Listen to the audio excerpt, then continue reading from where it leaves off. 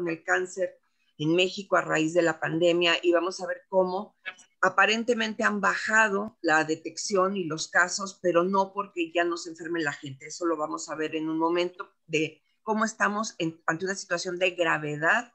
Se nos viene realmente un problema muy serio por no estar atendiendo adecuadamente y detectando sobre todo de manera oportuna a los diferentes personas que presentan padecimientos de cáncer.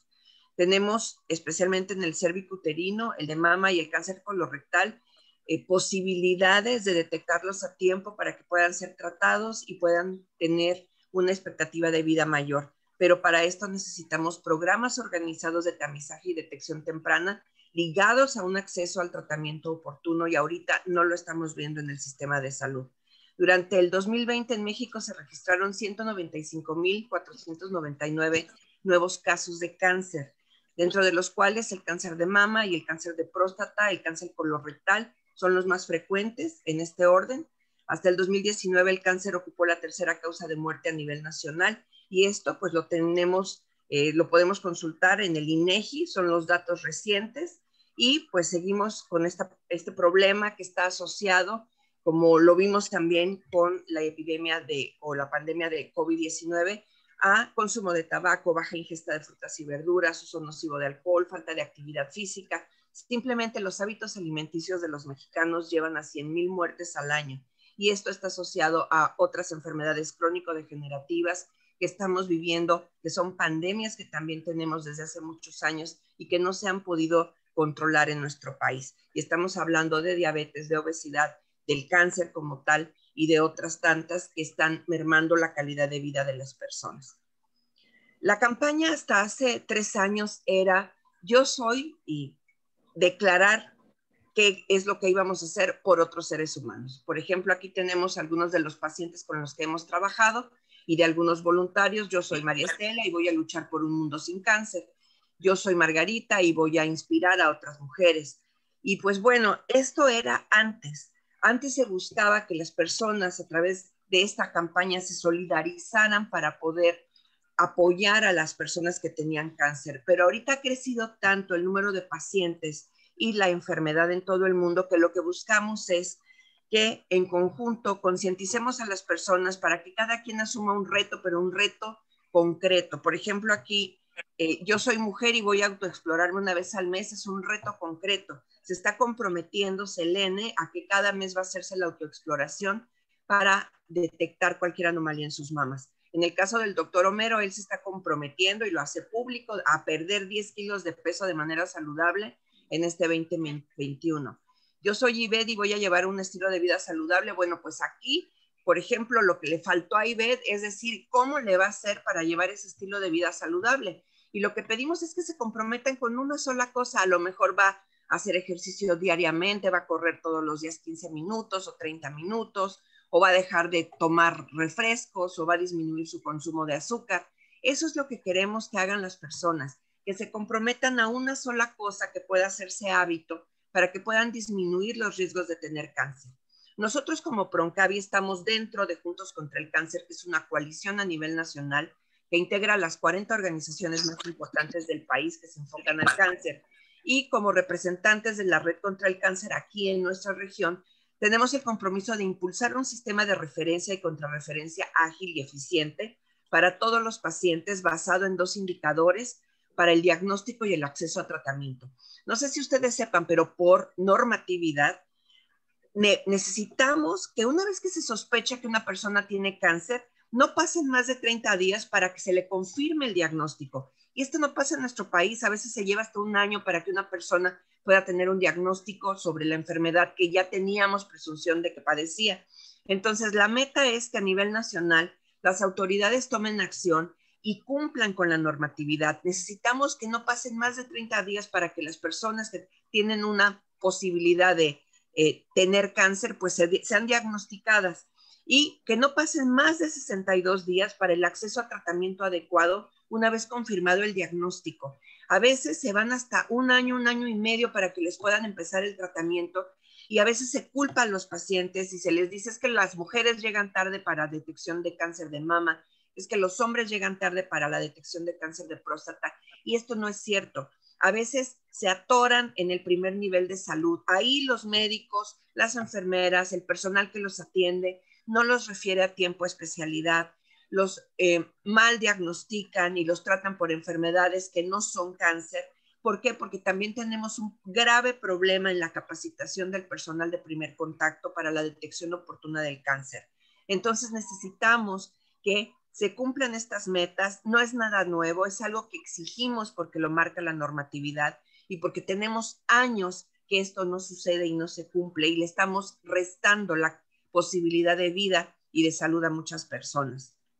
En este tema estamos asociados con estas 40 organizaciones a nivel nacional para impulsar política pública que pueda enfocarse a que esto se haga ley y a que se pueda permear al sistema de salud en todos los estados. Fíjense, esta es una información que son estimaciones propias basadas en datos del Boletín Epidemiológico de la Dirección General de Epidemiología de la Secretaría de Salud en el 2020. ¿Y qué tenemos? Tenemos curiosamente una baja en el 21% en cáncer de mama, en detección de cáncer de mama. Tenemos una baja en el cáncer cérvico-uterino del 35% y una baja en el 45% de cáncer de próstata.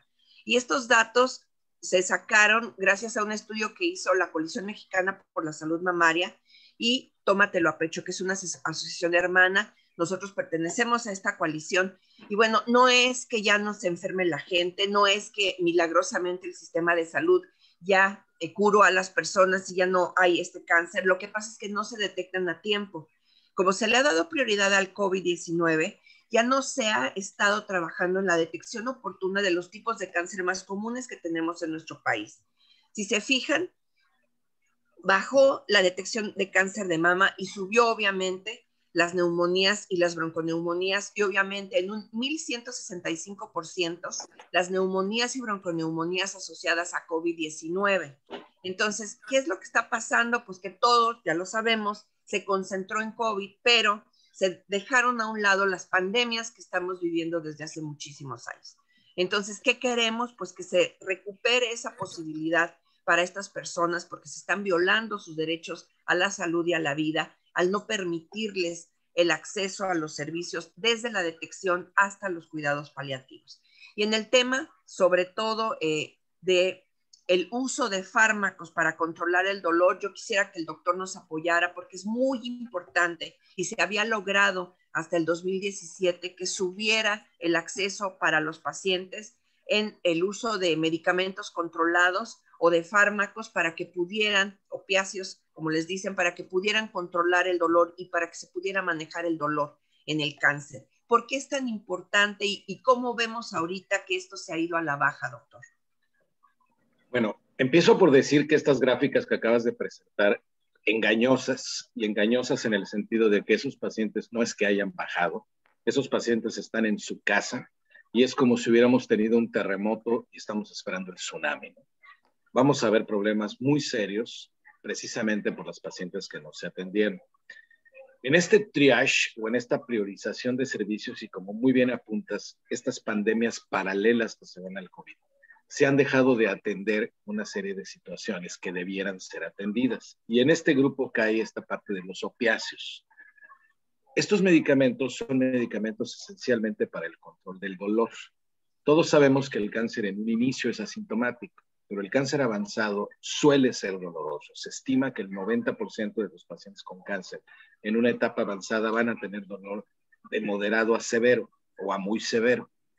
Y para ello contamos, después de los analgésicos convencionales y los antiinflamatorios que utilizamos, contamos con este tipo de fármacos.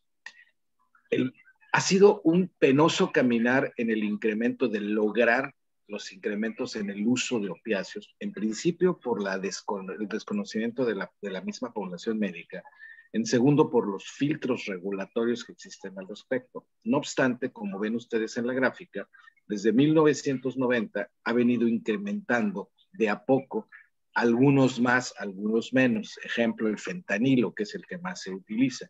La morfina, con muchos trabajos, ahí va poquito a poquito, que la pueden ver en verde. La oxicodona tuvo un pico de incremento en el 2000 y por razones de tipo administrativo cayó y empieza a recuperarse. Pero ¿qué pasa ahora? Pues que justamente estos pacientes que se descuidan, estos pacientes que están en su casa, estos pacientes que pertenecerían a un triage prioritario tipo A, son pacientes que tienen cáncer y son pacientes que tienen cáncer avanzado y que tienen síntomas y que se han abandonado. Entonces, no es posible que permitamos que las pandemias paralelas se opaquen sin quitarle absolutamente ninguna importancia al COVID-19. Pero es claro que si yo me puedo infectar de COVID-19, ok, sí, pero de lo que ya estoy enfermo es de cáncer. Entonces yo tengo que atender al cáncer. Yo justo en este momento tengo 4 pacientes con COVID y cáncer, y el paciente con cáncer activo y con cáncer peligroso, en donde peligra su vida o en donde requiere un tratamiento como tal, no debe ser abandonado. El consumo de estos fármacos regulados debe continuar y el uso, por cierto, en Latinoamérica, México es uno de los países que menos los usa, lo cual me parece extraordinariamente injusto en función de la salud y el bienestar de los pacientes. Eso es lo que yo puedo comentar al respecto. De hecho, pues también tenemos que compartir con ustedes que se acaba de hacer un estudio, no tenemos ahorita la imagen porque hoy lo presentaron, en Monterrey. Es un estudio de caso con algunas colegas del doctor Homero, que son oncólogas de allá, donde vieron qué estaba pasando. Se analizaron 147 casos de pacientes y lo que identificaron como prioritario, número 1, es que las pacientes dejaron de recibir su tratamiento desde que se hizo la conversión de el Seguro Popular a INSABI. Esa como primera causa. Segunda causa por el desabasto de medicamentos. Y tercera causa por el COVID-19. La frecuencia de las pacientes a las que se encuestaron que dejaron de recibir su tratamiento es del 89%. Esta es una muestra de lo que está pasando en nuestro país. Número 1, la conversión de Seguro Popular a INSABI dejó desprotegida a mucha gente. Duramente se había logrado que con el INSABI se pudieran atender algunos tipos de cáncer y que al menos los medicamentos básicos que se requerían para los tratamientos se tuvieran y que estuvieran protegidos en este seguro los pacientes oncológicos. Vemos ahorita cómo el desabasto le ha pegado mucho a los niños. Nunca se había visto esto de que a los niños se les dejara desprotegidos. Tenemos a mujeres con cáncer que también están solicitando que se les hagan sus estudios y que se les den sus medicamentos, sobre todo con cáncer de mama, y así para adelante. Entonces, desde que se cambió al INSABI, que coincidió también con la pandemia, pues hemos tenido desprotegidos a la gran mayoría de nuestros pacientes. Como dice el doctor, apenas vamos a ver los resultados de lo que va a pasar este año con todos estos pacientes a los que se les negó su tratamiento y a los que se les negó el servicio, incluso del diagnóstico. Ahorita, digamos que los pacientes que estaban en tratamiento, pues de alguna manera se les ha estado dando parcialmente tal vez algún medicamento, pero ¿qué pasa con aquellos pacientes que ni siquiera ya pudieron ser diagnosticados? Ese es el grave problema. Por eso es que necesitamos que la gente primero se cuide, se haga responsable de su cuerpo, se haga responsable también de conocer sus derechos y de conocer que como paciente tiene la posibilidad de exigir que se le dé el tratamiento.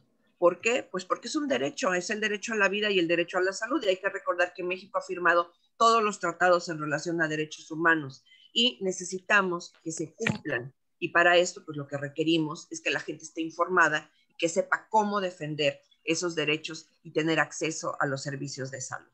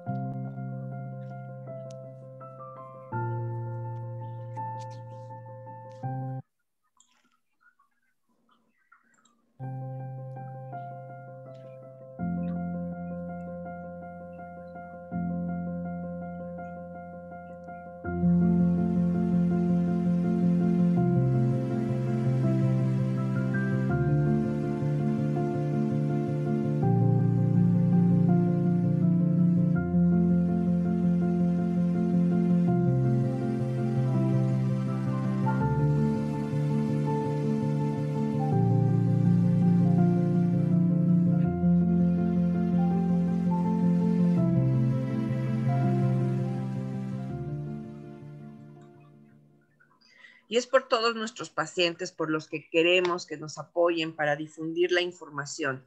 Necesitamos en prioridad que la gente se cuide para que no se enferme, para que reduzca sus riesgos en el 40% de los casos que están asociados a sus estilos de vida, pero también que sepan cómo pueden llevar un proceso de denuncia, demanda, incluso de amparo ante el sistema de salud que no les está garantizando el acceso a los servicios que tienen, a los que tienen derecho. El día de mañana, de hecho, se va a presentar en Cero Desabasto, que es una plataforma donde nosotros hemos estado subiendo información, documentando los casos que han sido rechazados en el sistema de salud para la atención y el tratamiento.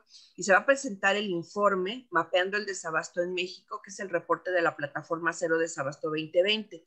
Va a ser a las 11 horas de la Ciudad de México, por si quieren ustedes tener esta información a la mano. Si no, nosotros se las podemos enviar, porque es el resultado de cómo hemos visto el problema del desabasto de medicamentos oncológicos, especialmente, pues que es el tema que nos aboca, pero ellos van a presentar de todo tipo de medicamentos para los diferentes padecimientos.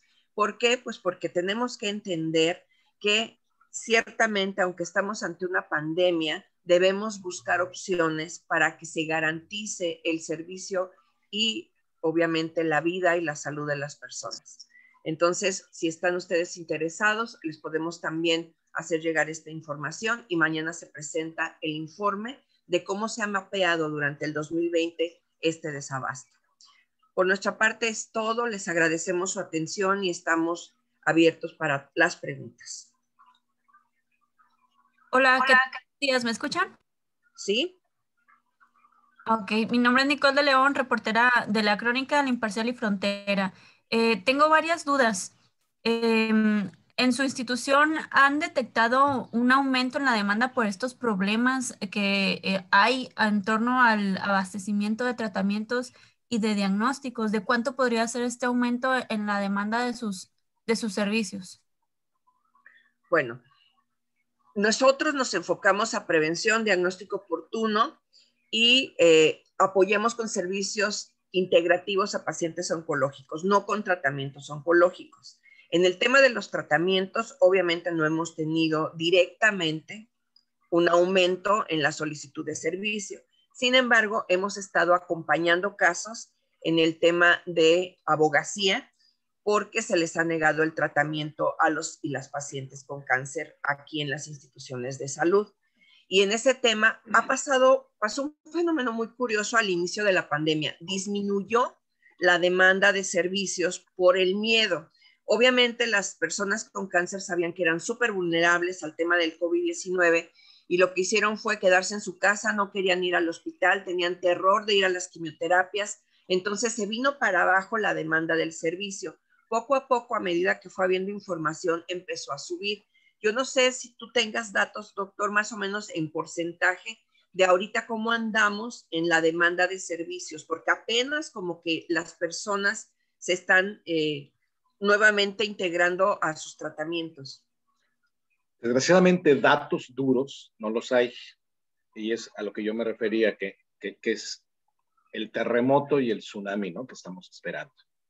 Sabemos algo bien claro.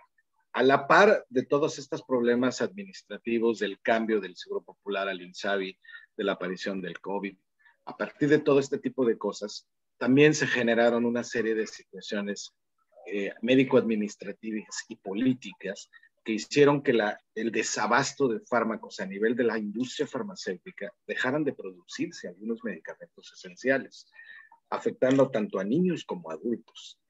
Entonces, es un problema muy complejo, es un problema mixto. Por un lado, el temor de los pacientes de una población vulnerable en un inicio. Posteriormente, ok, ya quieres ir, pero ahora no hay medicamento. Incluso a nivel particular, en forma privada, los seguros de gastos médicos de los pacientes han puesto la vara muy alta y están pidiendo todas las justificaciones del mundo para poder dar un tratamiento. Me parece que es un problema bien complejo, que no tenemos cifras todavía para medirlas, que las tendremos, me imagino, que en el transcurso del 2021 y del 2022, en donde tendremos más o menos un panorama de lo que está sucediendo. pero me queda clarísimo que el problema es muy serio.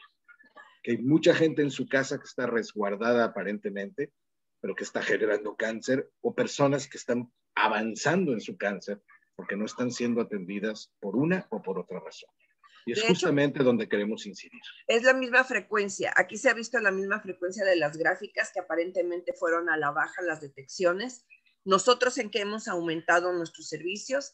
En acompañamiento y asesoría legal y para quejas, denuncias, y no se ha dado todavía ningún amparo, pero hemos estado trabajando más. Este año 2020 nos enfocamos en documentar casos, en conseguir medicamentos también, y en eso fue en lo que se incrementaron nuestros servicios.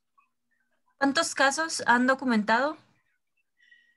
Hasta ahorita se llevaron ya 14 casos que fueron totalmente exitosos.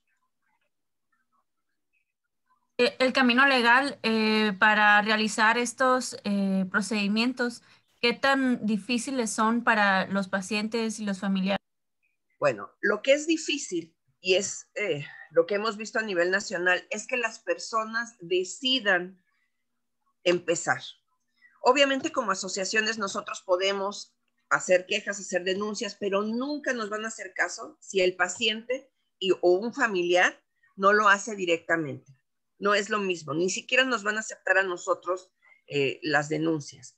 Entonces, lo más difícil es que las personas se quiten esos mitos que tienen de que si demandan o que si exigen un servicio, te dicen que no lo van a hacer porque entonces si les toca una cirugía los van a matar en el quirófano, porque tienen miedo que los metan a la cárcel, porque tienen miedo que les quiten el seguro social, o sea, una serie de cosas que son injustificables y prefieren quedarse calladas. Entonces, el primer problema que tenemos no es con el sistema ni es con el procedimiento, es con la gente que no se decide hacer las cosas. Número 2, el procedimiento nosotros lo llevamos en coordinación con bufetes de abogados de la Ciudad de México y con organizaciones y redes también a nivel nacional. Incluso aquí tenemos muy buenos aliados que nos apoyan. Ni siquiera a veces hemos tenido que saltar a la federación para el apoyo. Se han resuelto localmente. Es un procedimiento muy sencillo. Lo único que tienen que hacer es comunicarse con nosotros. Nosotros hacemos el estudio de caso, documentamos, hacemos un diagnóstico social de lo que está pasando, hacemos la referencia con quien corresponda para que se atienda y damos el acompañamiento hasta que se concluye.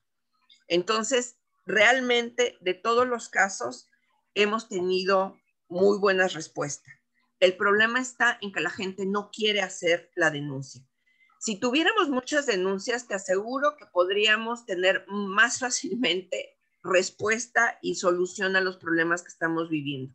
La solución no es hacer manifestaciones. La solución no es a pegar de gritos en las instituciones, porque eso no va a resolver las cosas, ya lo hemos visto. La solución es iniciar procesos legales que permitan incluso judicializar los casos para que les puedan dar respuesta. Nada más dos últimas preguntas por mi parte. En cuanto asciende en porcentaje estas quejas y estas asesorías que han estado brindando como organización. Y en otro tema, el de las políticas públicas, comentan que quieren legislar que sea obligatorio que en 30 días ya sea diagnosticada una persona si tiene una sospecha. Para esto, ¿ya llevan algún avance en algún tipo de iniciativa, algún tipo de propuesta que ya esté encaminada? Sí. En la primera pregunta, el incremento en relación al 2019 y 2020 de los casos y de las denuncias se dio al 100%. En la segunda sí tenemos un avance, estamos trabajando como coalición con la Red contra el Cáncer, Juntos contra el Cáncer, Comesama y la Alianza contra el Cáncer de Próstata. Todas estas coaliciones a nivel nacional estamos trabajando en una estrategia con el Congreso de la Unión y el Senado de la República para poder trabajar en este tema.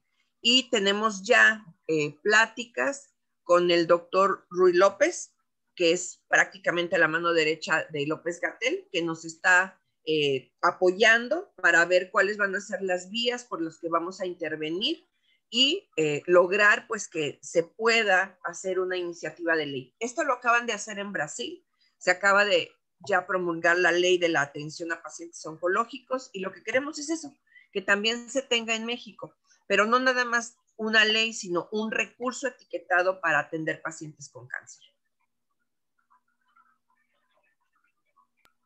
Perfecto, muchas gracias. Gracias, Nicole. Licenciada, buenos días. Alin Corpus del diario Reforma. Hola. Una disculpa, yo pude entrar hasta un poco tarde, pero quería ver si usted, si ya habían mencionado el número de pacientes que se tienen en Baja California, por lo menos los que ustedes como asociación tienen detectados. Y me interesa mucho el tema de menores, porque se había hablado de que, bueno, el desabasto había impactado más a esta población infantil.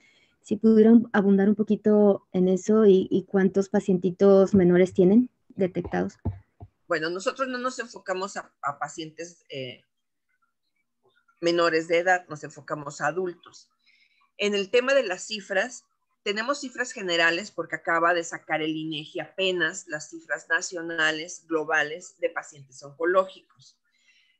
A nivel local todavía no hay cifras en relación a cómo estuvo el 2020. Sin embargo, sí hay un incremento en el tema de la mortalidad por cáncer, ¿no? Y lo que puedo hacer es mandarte la presentación que hicimos, con donde viene toda esta información de las estadísticas en los tipos de cáncer más comunes en el 2020 a nivel nacional, que es lo que tenemos. Correcto, gracias. ¿Y alguna percepción de por qué habría aumentado la mortalidad, según me dice, en el 2020? Pues porque no han tenido acceso a medicamentos. El problema que ha habido desde hace mucho tiempo es que tienen muchos problemas para poder tener su medicamento a tiempo, el diagnóstico oportuno, la atención que requieren de los diferentes servicios, porque hay que entender también que el cáncer no es nada más un problema físico, es un problema integral. Entonces, se le tiene que dar un servicio integrativo a los pacientes oncológicos, porque no nada más es quimioterapia o radioterapia o cirugía.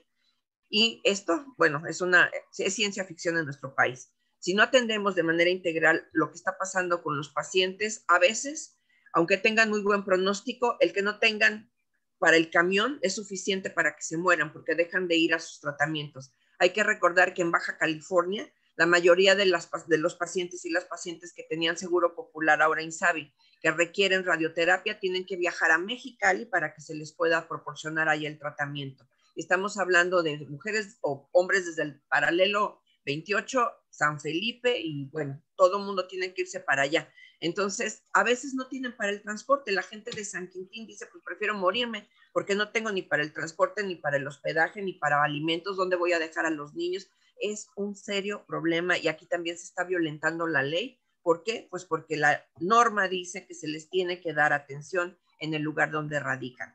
Entonces, todos estos problemas que son anexos al problema físico, necesitamos darle contención para que tengan una buena posibilidad de sobrevivir a la enfermedad.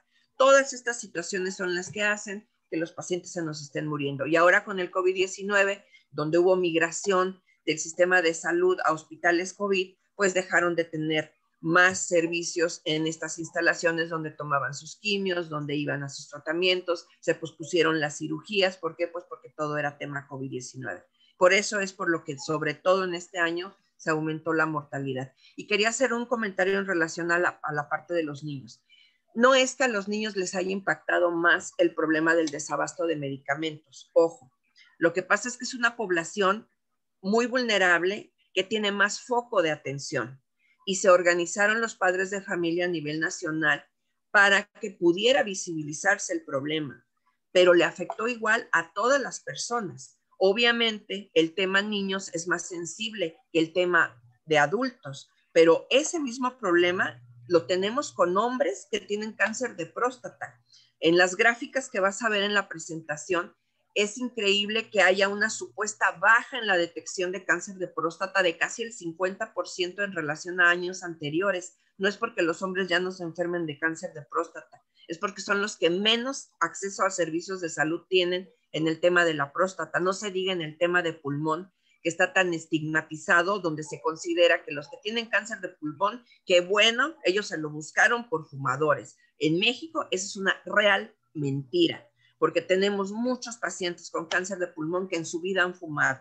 Entonces, es el sistema de salud, es la percepción, es la política pública. Necesitamos por eso trabajar en incidencia y que la gente conozca, número uno, sus derechos y que las organizaciones nos pongamos las pilas. No se trata de dar apapachoterapia a los pacientes, se trata de incidir para que el sistema de salud los respete y les dé lo que realmente necesitan. Y ojo, que también han pagado, porque en el Seguro Social el servicio es muy costoso.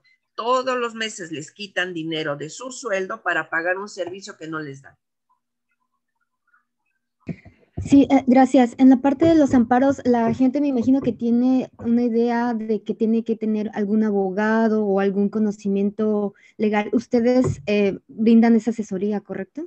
Claro, y nosotros tenemos alianza con varios abogados que pueden hacer este tipo de procedimientos. O sea, la gente lo único que tiene que hacer es su denuncia y nosotros le acompañamos para que la haga. Lo que queremos es que tome la decisión de asumir también la responsabilidad en el tema de salud, tanto para la prevención como para la defensa de sus derechos. Muchísimas gracias.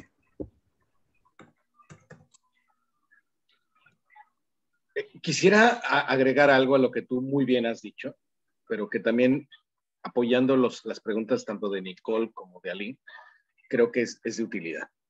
Estas cifras de tiempos de atención, en donde te dicen después del diagnóstico no debe pasar más de cierto tiempo, después de que tienes un tratamiento no debes abandonarlo después de cierto tiempo, no están tomadas al azar, no son situaciones que a nosotros se nos ocurrieron. Recuerden que hay legalmente documentos llamados Norma Oficial Mexicana, que para cáncer de mama es la 041 y para cáncer de próstata es la 048. En la norma está escrita los tiempos de atención que deben darse a los pacientes. Una cosa es que estén escritos y otra cosa es que se cumplan. Lo que nosotros estamos gestionando como asociación civil es el apego a la normatividad y al cumplimiento de la norma oficial mexicana, que fue elaborada por un panel de expertos a nivel nacional, en donde, por ejemplo, en el caso de mama, este pasado sábado tuvimos la 9ª revisión del Consenso Nacional de Mama, que da fruto a la norma, en donde hay 120 personas conformando la norma en forma multidisciplinaria, en donde Alianza para el cáncer de próstata, por ejemplo, se genera una norma, se lleva al Poder Ejecutivo, Legislativo, Ejecutivo y Federal, y se gesta un documento. El problema es que la norma no se aplica. Bueno, peor, es increíble saber que hay directivos que no la conocen, ya no que no se aplique. Hay personal médico o directores de las unidades que no conocen la norma, ¿sí? Y esto es justamente lo que estamos tratando de hacer. Todos estos derechos y toda esta problemática tiene una salida. Y lo que decía Didi, quiero recalcarlo por la importancia que esto tiene. El problema es que los pacientes tienen un falso temor en relación a que se van a tomar represalias si él hace una demanda. No es así, ¿sí? Ellos tienen un derecho inalienable que es su salud y que está dado en el primer artículo de nuestra Constitución mexicana, que es el derecho a la salud. Y esto es algo que tenemos que incluir en la cultura de los demás. Eso es justamente lo que yo quería precisar. Gracias. Les vamos a hacer llegar la información que presentamos de todos modos y estamos abiertos para que en cualquier momento que tengan algún comentario, que quieran referirnos a alguna persona también que conozcan, que tenga algún problema, lo puedan hacer. Se pueden comunicar incluso al teléfono de la asociación, es el teléfono especial de atención a pacientes, que es el 664-685-8971, o mandarnos un correo a apoyo.pacientes.pro-oncavi.ac.org, que es donde atendemos todo este tipo de situaciones. Muchas personas nos contactan por Facebook, nos mandan inbox, yo creo que donde más nos mandan información y donde más estamos en contacto con las personas, entonces también se les facilita mucho y también lo pueden hacer por esa vía. Muchas gracias. Nada más para no dejar la duda, en el caso de las personas que se animen a solicitar un amparo, ¿qué documentos les recomiendan ustedes? Me dice que la denuncia, pero aparte tienen que tener, por ejemplo, un historial médico consigo. Okay. O ¿qué? El procedimiento es muy sencillo. Tienen que comunicarse al teléfono. La persona que está entrenada para dar el seguimiento es una trabajadora social. Ella le va a hacer el estudio, ella va a integrar el documento que se requiere para presentar la denuncia y le va a pedir, número 1, el diagnóstico. Necesitamos copia de su expediente clínico. Si no lo tiene, también se puede pedir, porque por ley se los tienen que dar. Entonces, necesitamos una nota médica base, de donde diga qué es lo que tiene, qué medicamento requiere. Y ya en la narración de hechos, la trabajadora social lo que hace es que hace toda la descripción del caso y ella le va a pedir un comprobante de domicilio, le va a pedir una copia de su identificación y dependiendo de qué institución sea derechohabiente, pues ya ella le va a dar las indicaciones de la documentación que tiene que presentar. Gracias. Pues Aline, Nicole, muchísimas gracias por su atención y esperamos que próximamente podamos contar también con ustedes porque tenemos mucha información todavía que transmitir. Está lo que dijo el doctor, que es los resultados del Consenso Nacional de Cáncer de Mama, que apenas se van a publicar y que pues es la norma base que nos rige para la atención de mujeres con cáncer de mama en nuestro país. Y que, bueno, tenemos que hacer público porque como él lo comentaba, es una vergüenza. Y esto se los comentó, eso fue hace 4 años, se hizo una encuesta a nivel nacional para ver si los oncólogos y si el personal médico en las instituciones públicas de salud del país conocían la norma oficial 041, que es la de cáncer de mama, y el consenso nacional, y nosotros quedamos en el penúltimo lugar en conocimiento de esta normatividad. Entonces, imagínense nada más cómo necesitamos difundir esta información. Así es que muchas gracias por su atención y estamos también a la orden para cualquier otra información que requieran en nuestros teléfonos. Muy amable, gracias. Gracias a ambas. Muchas gracias.